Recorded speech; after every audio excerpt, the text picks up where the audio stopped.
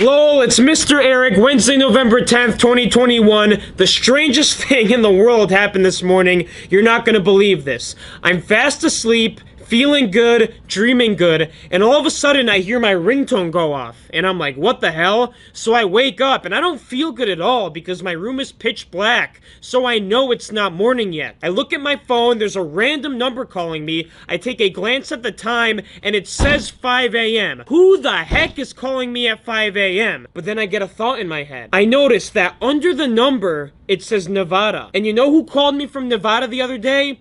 That girl who's a subscriber to this YouTube channel, who's been watching me for some years now, who called me the other day. Why the heck is she calling me? I don't know. It's freaking cool though, for a subscriber to call me at 5 a.m. just because they like watching my videos and I don't even want this channel to be that big. Like, this is for myself, not for people to watch. That's insane. So, not thinking, I just answer the phone to see what's good. And I really can't comprehend the words she's saying over the phone because I'm more than half asleep.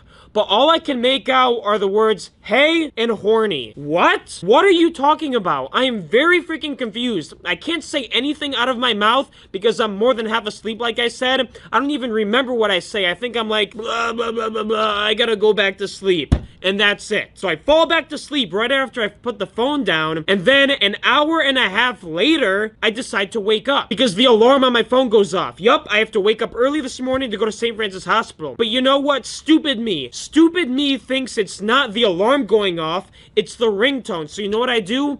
I hit the X button. I just cancel it. I snooze. I snooze that alarm. And you know what that means? Yup. I keep sleeping. And you know what? I end up waking up late. I wake up at 7:15 a.m. And guess what time I have to be at the hospital? 7:30 a.m. At this point, I'm like, you know what? Screw it. I'm not going to make it in time. Why rush? Why starve myself? How about I just take my time, brush my teeth, put some clothes on, wash my hair, eat some good food, and then I'll be on my way. So that's exactly what I do. I don't BS. I don't rush. I take my time. I eat my breakfast, and then I'm on my way to St. Francis Hospital. And it turns out okay. I don't know why people need to freak out all the time about being late. If you're late, you know what? Suck it up. People are gonna understand every once in a while. Don't make it a habit to be late. I know a bunch of people who are always late, and it becomes a stigma on your behalf. But if you do it once in a while, and there's an excuse, I know sleeping late is not an excuse, well, it's fine. Don't worry about it. I show up to St. Francis Hospital for this day of orientation, the second in-person day. I park my car in a different parking lot, take a shuttle to the hospital,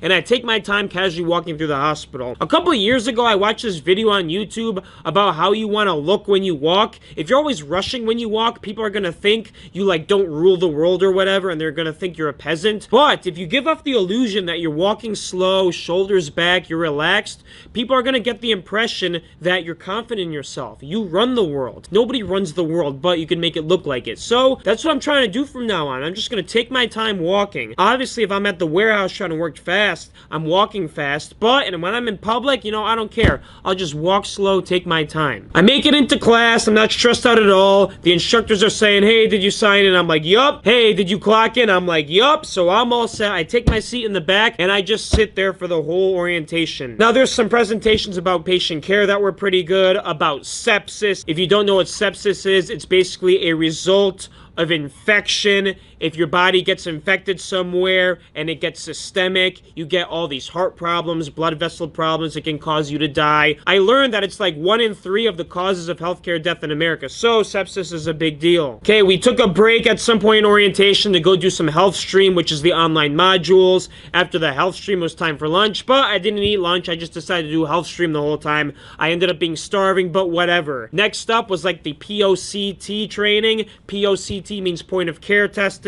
Point of care testing is stuff like blood sugars, hemocults where you're checking poop for blood, all that type of stuff. I sat through the presentation on that, worked on the stuff that they gave us. There was like little training BGMs that we had to do. I already knew all this stuff because I used the equipment before at Middlesex, but it's a good refresher. After that POCT thing, it was time to go back on the computers, do some health stream, and I had to take care of setting up my username and password for the St. Francis site, as well as my email. This is my least favorite thing to do because you always have to call IT and they have to work through your problem to give you a new username, new password, new email. It's very annoying annoying because I have to open the notes on my phone and write down all the new usernames and passwords I gotta remember now. I hate it. That's my least favorite part of starting a new job. But they made it quick and easy, so that was pretty good. Alright, hospital day ended. Since I worked on all my health stream stuff during lunch, I was able to get out early. So I got out early, took the shuttle back to my car, and then drove home. On the way home, I ate some Lifesavers, the hard Lifesavers, because the instructor today brought a bowl of Lifesavers in it. Anytime there's candy, you know what I do? I stuff my pockets. I feel like Halloween. I feel like a trick-or-treater when somebody puts candy out. When nobody's looking, I'm the one stuffing the pockets. Because you know what? I get bored driving home. Music's nice and everything, but it's better to have something in your mouth. Get some good taste in. That keeps me distracted from getting mad on the road. I'm not that much of a rage roader, but it helps a little bit keep my stress levels down if I'm chewing on something sweet. I make it home and I'm surprised to see Mr. Bishek Prusik, Mr. Professor Prusik, talking to my dad in the driveway. Looks like the two of them went on a bike ride. If you don't know Professor Bishek Prusik, he's a very intelligent guy. He's a professor at CCSU, one of the most intelligent people I've ever met in my life. He knows everything about math. He knows everything about politics. He knows everything about the economy. He's very well versed. He's very well read. I like to learn stuff from him. Every time I talk to him, it's like a one-sided conversation on his end because I'm just trying to absorb all this information. Like today, he educated me on how George Soros and the Democratic Party and the leaders up there with all this money are linked to the refugees and the immigrants in Middle East, Upper Africa, moving into Europe, and the European Union just saying, come on in, let's let them all in. And he talked about how some countries initially didn't want them to come in, but then the European Union was like, hell no, you gotta let them in, it's policy now. So that's why there's this whole immigration problem in Europe, and there's too many people for the land that's being taken up. Like in the UK, there's too many people there right now, and they're trying to feed all these people, give people all this money because they're immigrants and they haven't stabilized into the society yet. So it's a whole big problem. Even look at Sweden. That's the one example that Mr. Prusik always tells me. Look at the demographics of Sweden and what's going on there. Look how they used to succeed and look at how they suck now. It's a big problem. I can't talk any more about it because I don't know any more than that.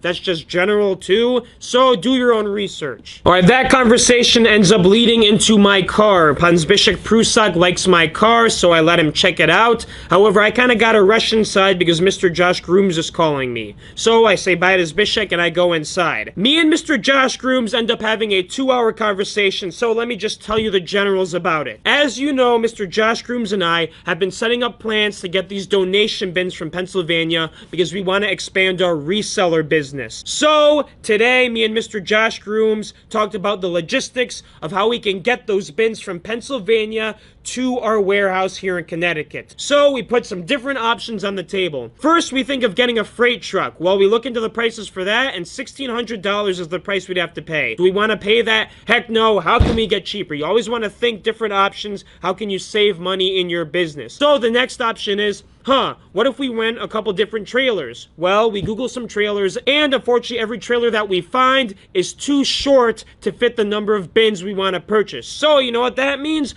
We probably have to get a third pickup truck to tow these trailers. So I'm thinking, what can we do here? Mr. Henry, my cousin Henry. Mr. Henry has a truck, so we could borrow his, but you know what that means? We gotta pay Henry to take the trip up with us. So that's gonna add extra costs. Keep thinking, oh, can we use Mr. Josh Grooms' truck? Yes, we can use Mr. Josh Grooms' truck. However, let's check the dimensions of the bed. Oh shoot, the dimensions of the bed are too short width-wise, so these donation bins will not fit in his bed, and with this too short trailer, we cannot fit 3 of these donation bins in the trailer. Ideally, we want 1 in the bed of the truck and 2 on the trailer. So now we got some more options. Maybe we can use Mr. Henry's truck if the dimensions are right, put 1 donation bin in the bed of the truck, and then 2 more on the trailer that we went from like U-Haul or something, and then the other truck we can rent is the U-Haul pickup truck attached to the trailer, and then we could fit 1 donation bin in the bed of the truck and then 2 in the U-Haul trailer attached to that U-Haul truck. However, that leads to another other problem, I keep rambling here, but there's so many problems associated with the different options.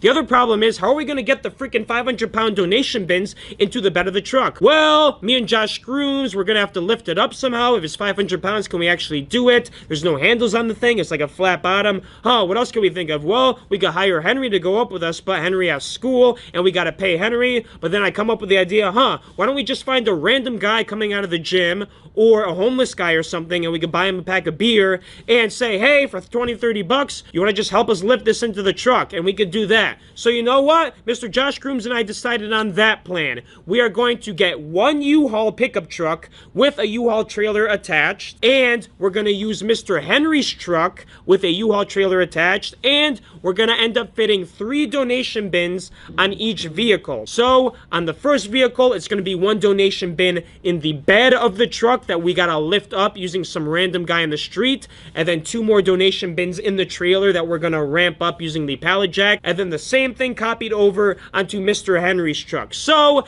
at the end of the day, I think that's gonna save us the most money. It's gonna be Mr. Josh Grooms driving the U-Haul truck, me driving Mr. Henry's truck, and we're gonna come back to Connecticut all in one day trip, drop them off in the warehouse parking lot via our landlord's approval, which Josh Grooms already got, which is great, and we'll be all set. Then we just gotta figure out some properties that we could put these donation bins in. I've been working on that. I've contacted a couple of people. There's some more people to contact. But when you have the donation bins here, and you know you've invested so much money into it, you will be forced to do something about it. I have come to see that if you just think about doing different things, you're not going to get it done. If you force some money into a purchase or an investment, you're going to work your butt off to make sure you get the return. So if you ever start a business, I highly recommend just freaking put the money in right away and then force yourself to make it back. That's the best way to get your work ethic up. Wow, I hope you understand all that. That was a lot of words. But if you catch my drift, feel free to leave a like. Alright, like I said, that conversation ended up being like 2 hours, so it was time for me to take the rest of the night to go to the warehouse and package some orders. Of course, I ate some food before. Mom made some pasta and meat sauce, which was great.